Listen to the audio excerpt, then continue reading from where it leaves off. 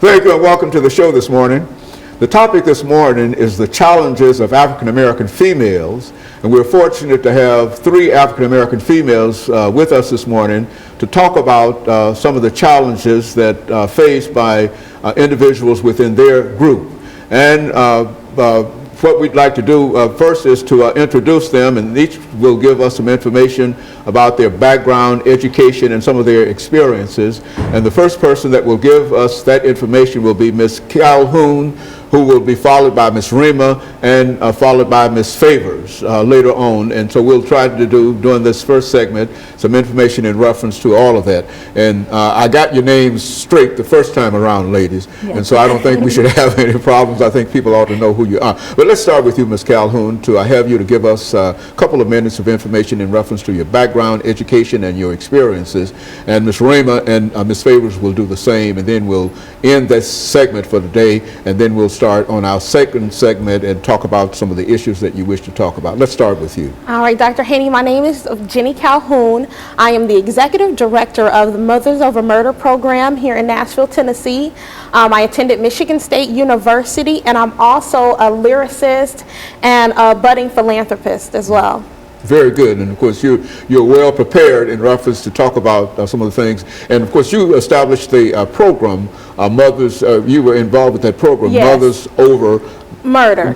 Mothers Over Murder. Yes, sir. And we anticipate some information in reference to you, in reference to how mothers feel in reference to that. Ms. Rima, let's talk about your background, your education, and some of the things that were responsible for bringing you to us this morning. Thank you, Dr. Haney. My name is Imani Rama, and I'm a native Nashvilleian. By day, I work for the telecommunications industry, and in the evening, I am a spoken word artist around town. I attended Tennessee State University, and I'm excited to talk about some of the things that have affected me in my life as being an African American woman. Now, when you say you're a spoken word artist around town, what does that mean? Spoken word generally means poetry in motion, or performance poetry. In 2007, I established a company called Soul Food Poetry Cafe, so that I can provide a platform for artists to perform poetry, do poetry readings, and I've done a lot of that around town since 2006, 2007. Very good. And Ms. Favors, what about your background, education, and some information in reference to that, and then we'll be able to perhaps end this segment after. Okay, well, my name is Jacqueline Favors. I'm from Columbia, Tennessee. I'm a graduate of Fisk University, 2013 graduate. I'm also now attending Tennessee State University in the graduate or the Masters of Public Health program. And I currently work as a research consultant at Meharry Medical College. Very good. And so we've assembled during this first segment 3 African American females with a lot of information in reference to some of the things that are going on. And I think that all of you have had an opportunity to sort of collaborate in reference to giving us some information. Let's start with you, Ms. Calhoun, by having you to talk about the area. I think you've established a website dealing with Mothers Over Murder. Talk about that and what that really means. Mothers Over Murder is a program that we are working. It's actually under the Nashville Peacemakers, headed by Clemmy Greenlee, which is a dynamic woman. What the Mothers Over Murder program does is we reach out to the community and we really try and stop the violence that's going on and try and spread more love. A couple different programs. We have our Little Reading Stars program, where we get the children in the low economic to low to moderate income areas. We allow them to come in, we teach them how to read. We also provide a safe haven for mothers who have had their children murdered to come in. We sit in a circle, we all talk, and we really try and help each other heal and move to the next level. In dealing with mothers involved with this kind of organization, do you find that there are a large number of mothers that are involved? What about relatives and other individuals? Where do you get your catchment area from in terms of bringing individuals into this?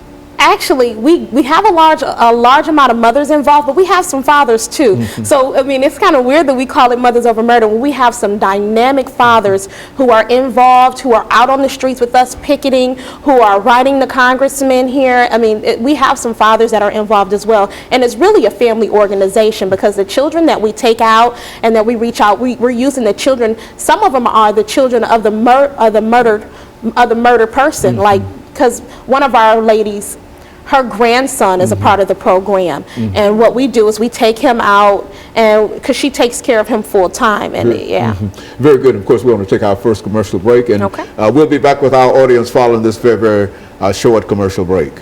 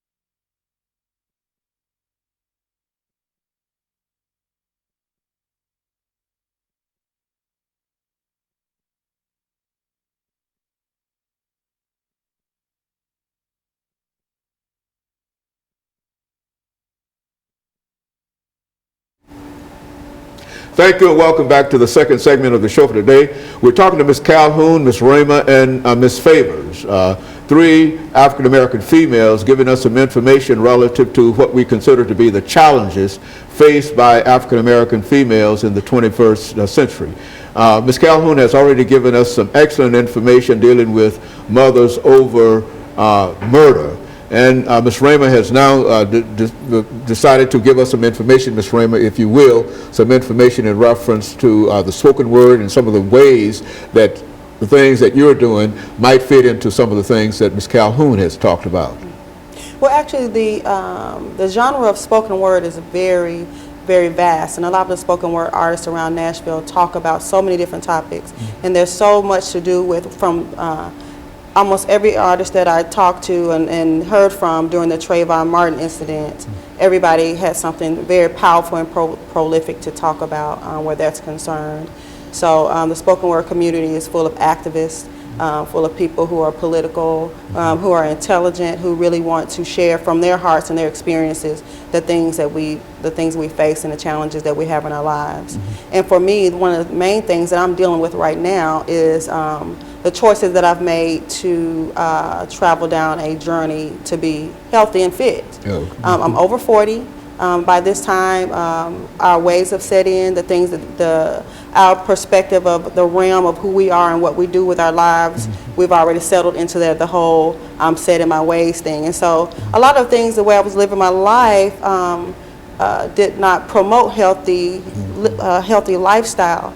And I just made the decision a few months ago to really focus on what I'm eating, being more active, making sure that in my family we're eating healthy foods and I'm making better choices. I'm moving, joined the gym. You know, I didn't wait until the first of the year and had a big resolution, but several months ago I decided I wanted to do different and be different. And you made a personal commitment to yourself in a real sense to try to do, and you're living up to that and keeping with that. Go on, speak on it. Absolutely. And what I've done is I'm really not on a diet per se, but just a long-term lifestyle change. From the heart. The things I had to do is recognize the things within my personality, within my nature that were causing me to not be the way I need to be, whether it's being complacent, not being focused, focusing on other things is something that as an African American woman, I have a family, my family comes first, my job comes first, all those things, and oftentimes we put ourselves last and our health last. So I made a commitment not to put myself first, because God is first, but to make sure that I make the changes necessary and have the lifestyle necessary so that I can have a long and prosperous life. And so in a real sense, the caregiver in you not only wishes to give care to others, as most African American females do have to do, also recognize that you need care yourself, and that if there's a responsibility, first of all, you have to take care of yourself in order to take care of somebody else. That's right. And that's the part that we forget sometimes. So I've just made a commitment to eat right. And what I mean by eating right is just pushing back from the table, using less fat products, eating more fruits and vegetables every day, you know, making sure that I include exercise 4 or 5 days a week, just doing those things, and my body's starting to change, my mindset is changing. During this whole outbreak of the flu, most people in my family got sick, I did not, and I think it's because of I attribute it to the healthy lifestyle changes that I've made. Very good. Ms. Favors, I think you could buy into that in terms of the health and the outcomes of it. Speak to that, Ms. Favors, in terms of... Well, definitely, along with what Ms. Raymer was saying, health is key to living a perfect lifestyle. Oftentimes we talk about stress and we talk about getting sick and not being able to do what we want to do. If you're sick, you're not going to be able to work as efficiently as you would have. You're not going to be able to go to school and succeed as well as you would have. So I think that health is definitely number one, making sure that you take care of your body, eating right, and getting exercise. And that's a big thing that we in America need to be taking a dose of health and fitness, definitely. You know, I think that this also brings up the fact of the Affordable Health Care Act.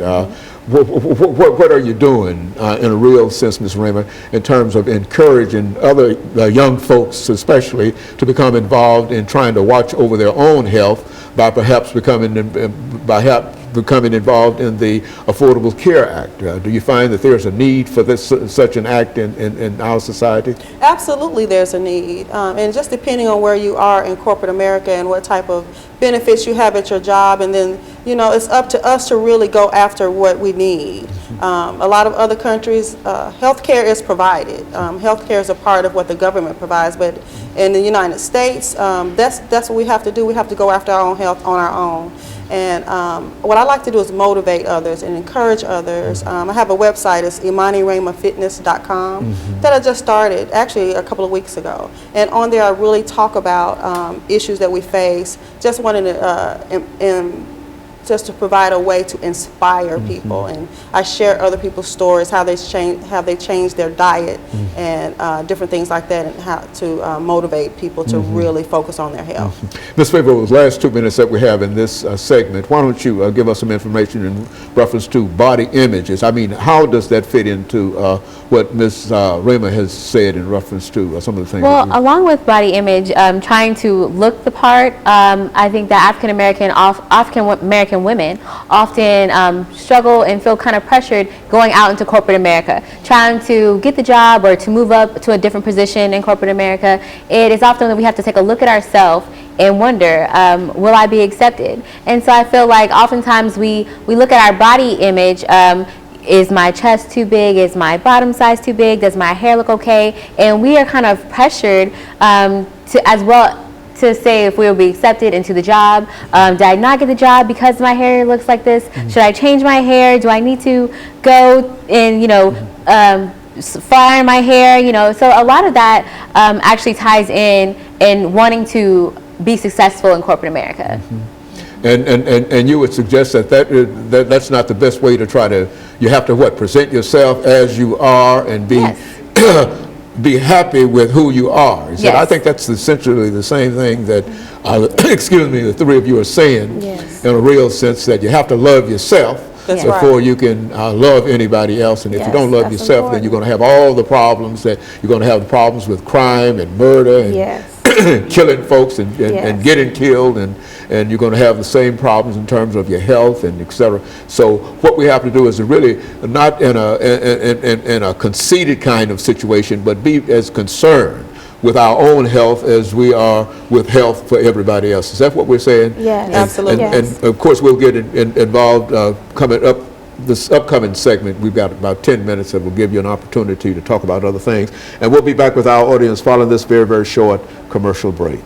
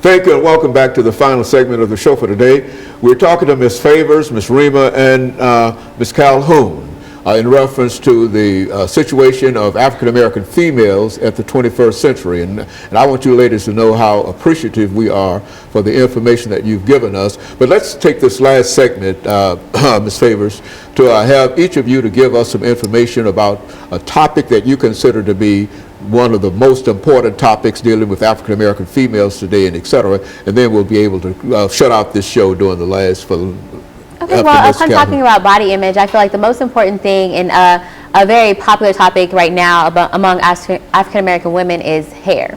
And along with body image, hair is a big thing. It's oftentimes the first thing that people look at and notice when they meet you. So along with being yourself, I think that it is important to just be yourself. If you feel like wearing that weave, wear it. If you feel like being natural, be natural. You know, and I think in my personal experience, I went to a job interview. I'm from a small town. And so, of course, there weren't many people who looked like me in a place where I went to have my job interview. And so after I had the job interview, well, when I had it, I felt like I did perfect. I had my resume perfect, I had researched the job, and I answered all the questions, and I felt like when I did my follow-up, the reason why I didn't get the job is because of my hair. And that ended up in me having a personal, not meltdown, but downfall of me not being comfortable with what I look like. And so now I'm going back and looking at myself and my body image. I feel like, you know, if companies do claim that they want diversity and, you know, to increase their diverse customer base, why not be myself? Be as diverse as I can be. Don't try to fit in and be of some specific prototype. Be myself, because no one has to offer what I have to offer. That's right. And I think this is what we meant, that you have to love yourself, and Right. the things that you feel that is best for you, then you have to do it, regardless of how other folks might think in reference to it. And I can certainly appreciate that. Ms. Rima, what do you have to say in reference to some of the information that you would like to leave with us this morning? Well, Ms. Favors made a good point about hair, and I think something that is really important to us as Black women is, like you said, loving ourselves, and loving ourselves enough to know what the values are that makes us the women that we are. And one of the things that I have conversations with my friends about all the time is just the image, the prototype that has been built around the African American woman.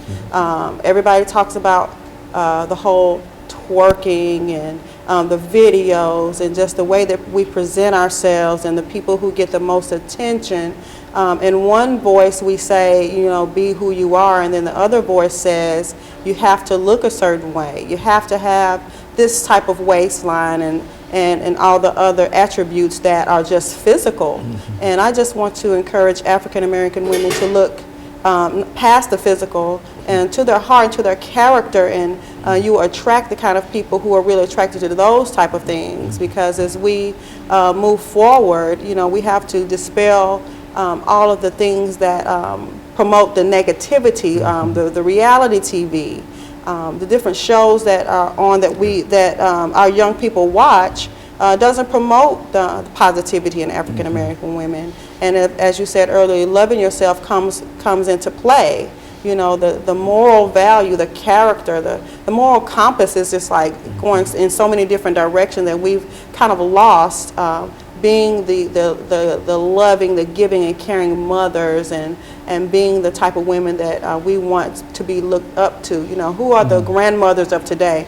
I'm in my early 40s, and a lot of my friends are already grandmothers, and a lot of 40-year women are still in the club, don't cook. You know, the family values are, you know, just gone haywire. So I just really, you know, want to be that type of woman that brings that back, that brings the spirituality of the household back, that has morals and values and principles. Not that I'm a prude per se, but I just want to make sure that there are certain standards in which people ought to live by, and how they ought to judge themselves as well as other folks, and et cetera. You think that? Exactly. So if we want to be respected and admired and revered for the women that we are, that's what we should project to the world. You know, we've got enough Nene Leakes and you know, those type of women and what they project in reality TV. Where are the women, the strong backbones, the Madeas, the real Madeas, and the women that you know, move our families forward? That's the type of woman I want to be, and that's the type of poetry that I share with the people in my community. There's nothing more important in terms of living than respect,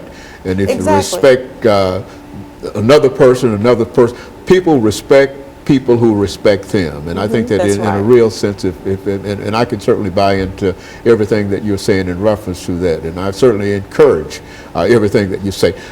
Ms. Calhoun, let's have some statements from you. Dr. Haney, I really want to talk about the psychological aspect. In order for us to buy into this self-love, we have to first learn to love ourselves and to learn to put the good foods in our body.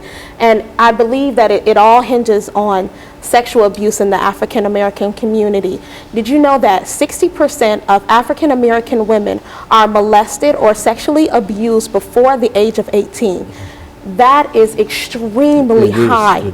And that is what's causing a lot of the psychological issues that we as African American women face. And we don't say anything. It's what happens in this house stays in this house, or this is family business. We don't seek outside counsel. We don't go to therapists. We don't go to psychiatrists. We don't even tell the police because we don't trust in them. The system doesn't work for us as it should. And we don't have any programs that we can go to, like Mothers Over Murder or the Nashville Peacemakers, to be able to talk to them, because these programs aren't getting the funding that they need in order to be of some service to African American women. And no one can speak to African American women like we can, because we are African American women. Nobody can speak for African American women but African American women. That's right. Very good. Now go on. Right, and so, I mean, for me, I was sexually abused from the age of 11 up until I was 15 by someone really close to me and my family. And it really sought to destroy the very fabric of who God created me to be. And if I didn't seek the help, if my mother wasn't the mother that she is, that allowed me to be able to go and get counseling and to really work through that, I wouldn't be the woman that I am today and the woman that really God's created me to be. But there are a lot of girls out there. I have cousins who have never told anyone, or who when they told, no one believed them, or they were ostracized or labeled a liar. I mean, it's horrible, the things that we have to endure, but we're supposed to just grin and bear and keep on moving on. We can't just do that anymore. It's time for a change in our community.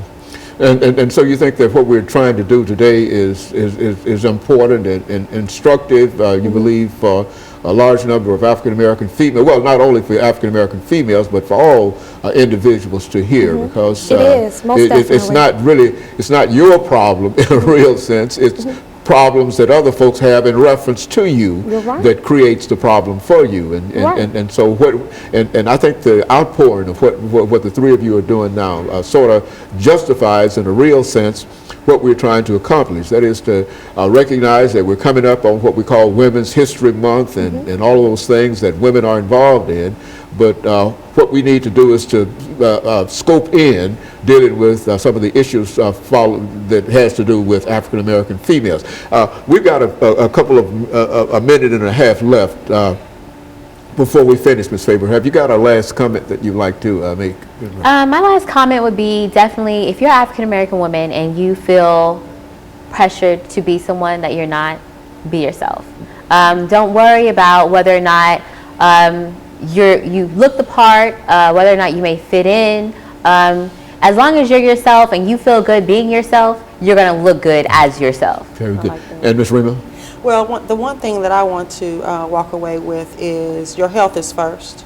And we're talking about spiritual health, mental health, physical health, financial health. We need to really delve into making sure that we're all healthy in all the aspects of health in our lives. And if we just buy into the idea that we need to think in terms of ourselves sometimes, is that what we're saying? Yes. Finally, last half minute we have here.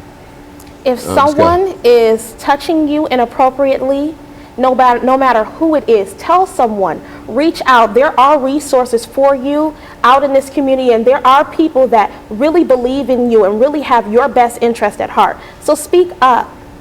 And let me thank the three of you for bringing that excellent information to us. And of course, we want to also thank Ms. Greenlee for helping to organize and bring all of us together here today. And let me encourage our audience to tune in again next week for another informative edition of Comments. Thank you and good morning.